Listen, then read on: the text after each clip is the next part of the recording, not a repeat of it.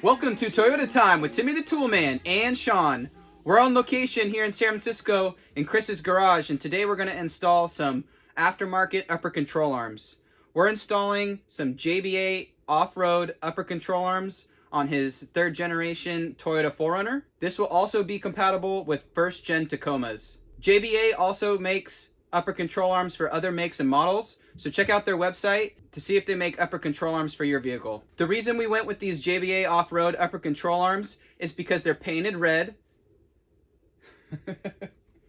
When you lift your vehicle, you should consider aftermarket upper control arms for a couple reasons. You're going to get more spring clearance. What happens with the stock upper control arms is that they make contact and don't push the spindle out far enough from the coilover, and you might get a little rub there. So with that comes more suspension travel. These arms also offer more articulation and more caster. The other thing we really like about these upper control arms is they use an OEM style ball joint, and it's sealed.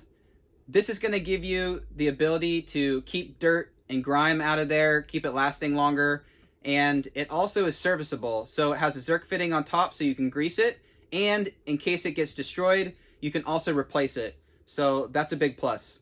Taking a look at what comes with the kit, you're going to get your upper control arms, and they are side specific. You're going to have some hardware, some washers, and some grease. You're going to get a certificate for your lifetime warranty, and you're also going to get a DVD. These upper control arms come with really good instructions, so use those when you're installing these to reference any torque specs that you may need. So with this kit, your JBA arms are already assembled and ready to bolt into your vehicle. You get the two arms with the proprietary JBA Easy Lube bushings already pressed in, and two ball joint adapters to fit into the spindle. These arms also come with a great installation, replacement, and maintenance manual. With all that said, let's jump under the vehicle, get the tires off, get it jacked up on jack stands, and get these upper control arms installed. We got the vehicle jacked up, supported on 6-ton jack stands. We removed the tires, and now we're ready to remove this upper control arm. First thing we're going to do is remove some 10mm bolts that attach the ABS line to the spindle. There's one on the top.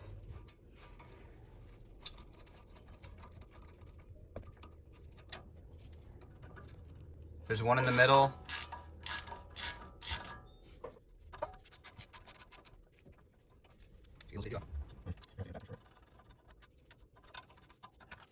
And there's also a little clip down here.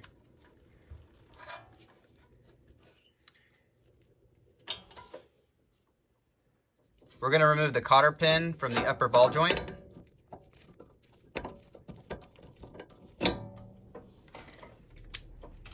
We're going to take off the 19mm castle nut from the top of the upper control arm.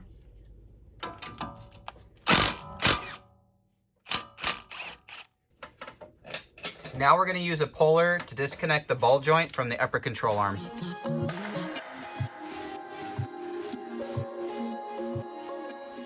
Now on this side, we didn't need to jack up the bottom of the lower control arm to lift up this whole assembly.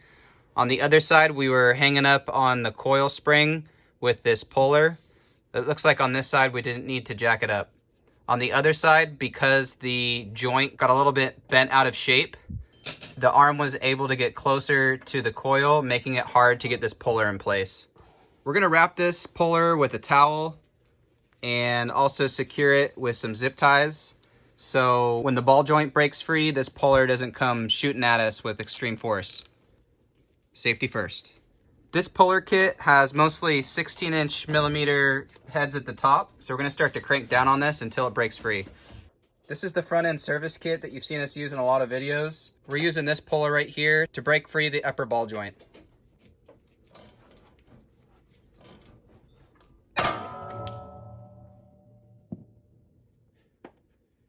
Pretty violent.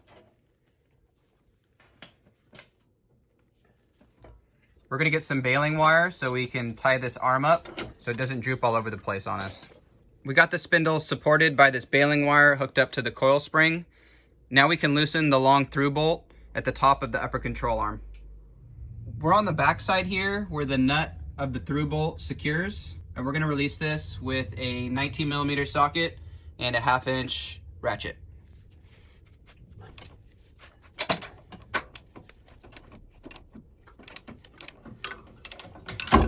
You may have to hold this side of the bolt in case it spins, but we found that we didn't need to hold on to this at all.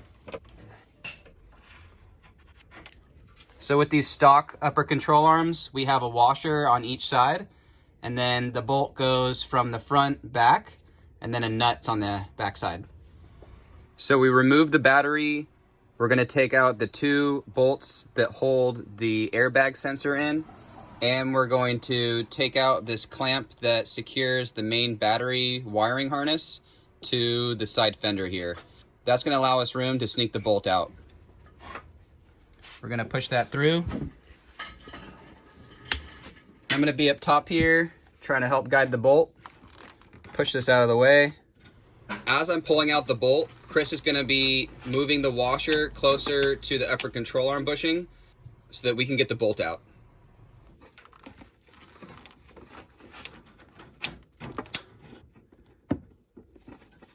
Now we're hitting the reservoir here.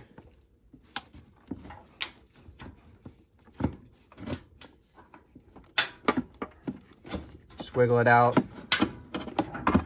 You can get it out. There it is.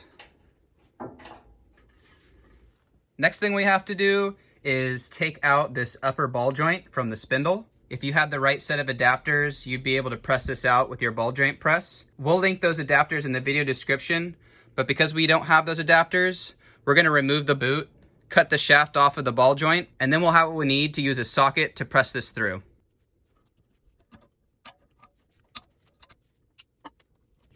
Took off the little retaining wire. We're gonna remove the boot. Gonna clean up the grease.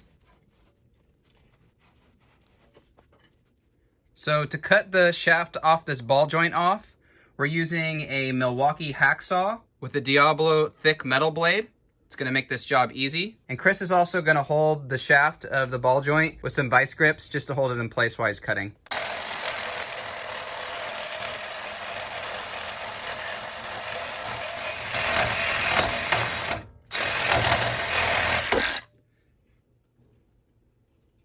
Before we can push this ball joint through the top of the spindle, we need to remove this C-clip.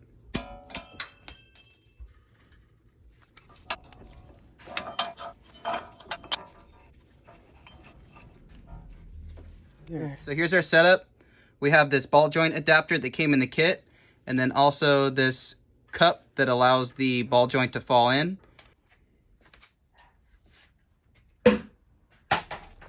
And we're gonna get on the top and start to screw this down so it pushes the ball joint out. If you had the special 4-wheel drive adapter press sleeve kit, you'd be able to use sleeves on both sides and not have to cut the shaft of the upper ball joint. But this is what we came up with, and it worked pretty well on the other side. So Chris is going to screw this down and press the ball joint out.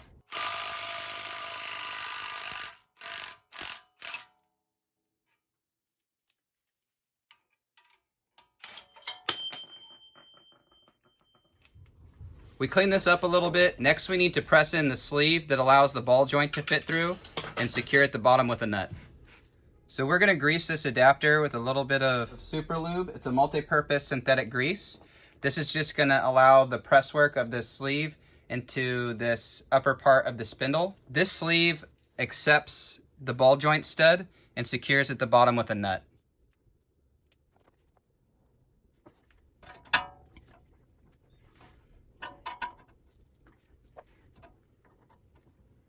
So this is our setup to press it in. All we need is this adapter cup that comes with the kit at the top, and we're gonna press directly on the bottom of the sleeve here with the ball joint press.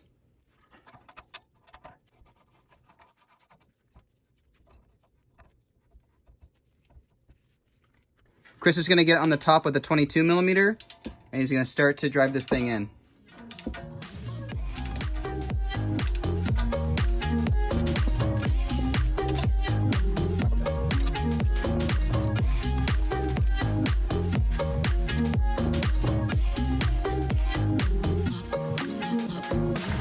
So Chris tightened this up until it bottomed out. We'll be able to confirm that this is fully seated by checking to make sure we can get the C-clip on. We got some snap ring pliers, and we're gonna install the snap ring over the groove to keep this in place.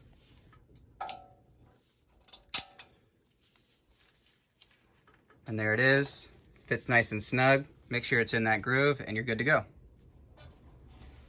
So what we found on the other side on this 3rd generation Toyota 4Runner is that this bracket kind of hits the back here. So we had to trim it so we could fit the bolt through so it's not hitting the back end of this bracket. So we're gonna cut this bracket right about here, and then that way we'll have an easier time getting the bolt in the supplied hole. Just gonna bend it a little bit to free the cable from this little wraparound. This holds the ABS cable in place, so we're gonna bend this bracket to free that of that little clamp. Now we got some shears, and we're just gonna cut it at the desired place that we found worked well on the other side. So we got it cut there, and now this is gonna fit on the upper control arm much nicer and not make contact on the back. We filed the rough edges, and now we're gonna hit it with a little bit of paint.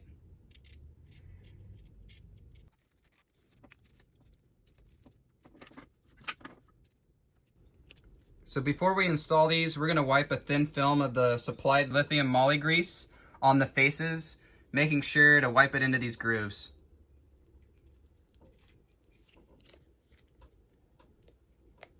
So we're gonna install the upper control arm next, and to do this, we're gonna use the supplied washers. So on each side, at a very minimum, you're gonna use 4 washers. But with these thinner ones, you also may wanna use those depending on fitment. What we found on the other side is we're gonna use one of these thinner washers on each side. So as we insert the through bolt through the bushings, we're gonna start to capture some of these washers at the appropriate places. We're gonna do a washer on each side of the bushing and the thinner washers on these inside ones. So we can see the stack here. We have a thick washer, and then a thin washer, and that's how we're gonna integrate the thin washers into this install.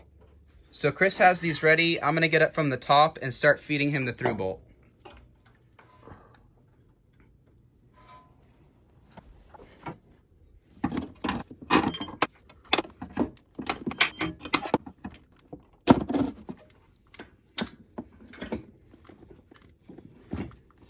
Back a little tiny bit. There we go. Back in.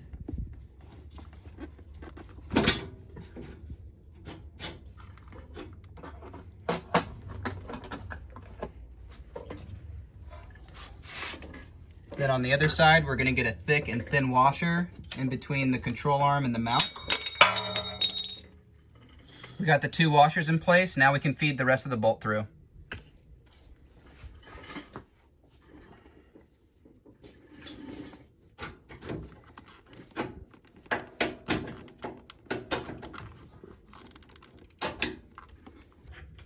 Then we're gonna put the last thick washer and this nut.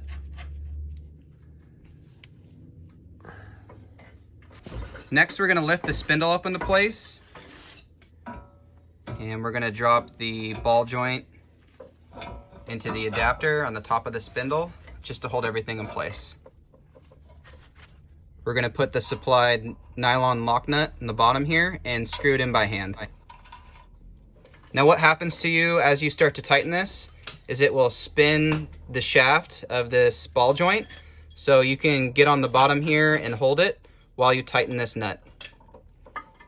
This bottom nut is a 22 millimeter, but we don't have a 22 millimeter open end wrench, so we're just using this adjustable wrench to tighten this down. We're gonna hold the bottom of the shaft to prevent it from spinning on us while we're tightening this nut.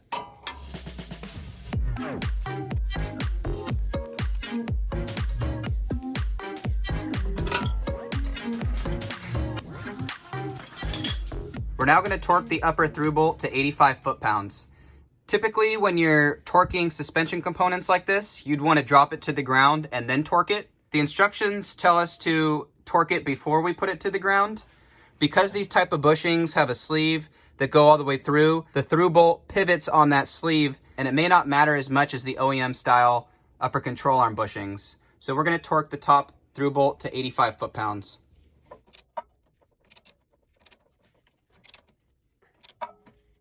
Now that we've gotten a little bit tighter, it's starting to spin on us. So I'm gonna help out Chris here and hold it in place while he tightens it.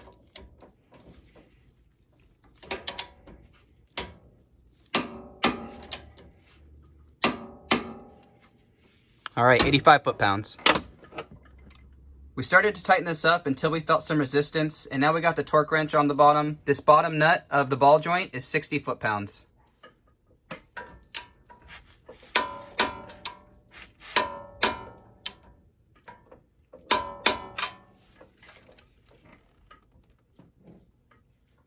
The instructions also mention to check the torque of the ball joint bolts. So we're going to make sure these are torqued to 20 foot-pounds.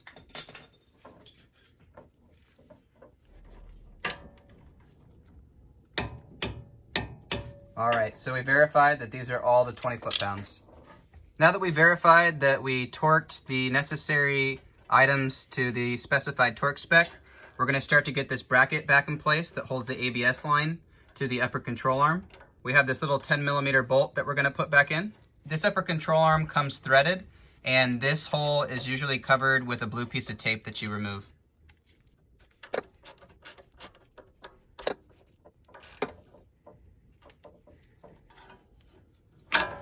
We'll put this middle bracket back on with another 10mm bolt as well.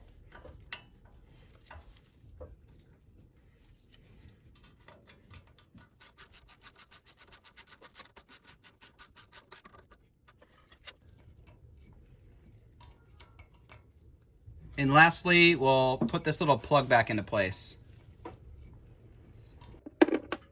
We'll put our brackets back in place.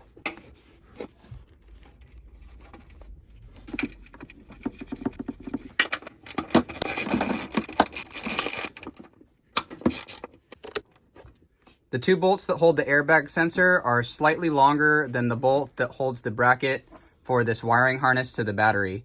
So just keep in mind, if you mix them up, longer one's here and the short one there.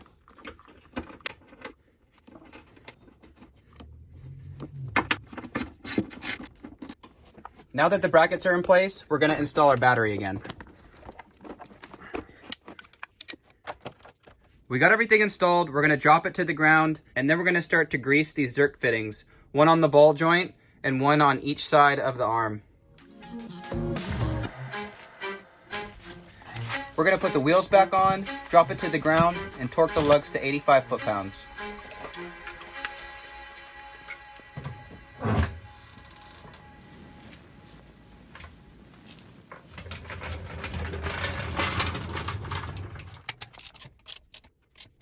We got our grease gun filled with super lube, and we're going to finish this job by greasing the Zerk fittings. We're going to remove this little cap to get on there. We're going to grease this Zerk with about 4 to 5 pumps of grease, or until the boot starts to swell. We're going to clean up the fitting and put the cap back on. For the bushings on either side of the arm, we're going to pump grease until we see it coming out of the easy lube ports.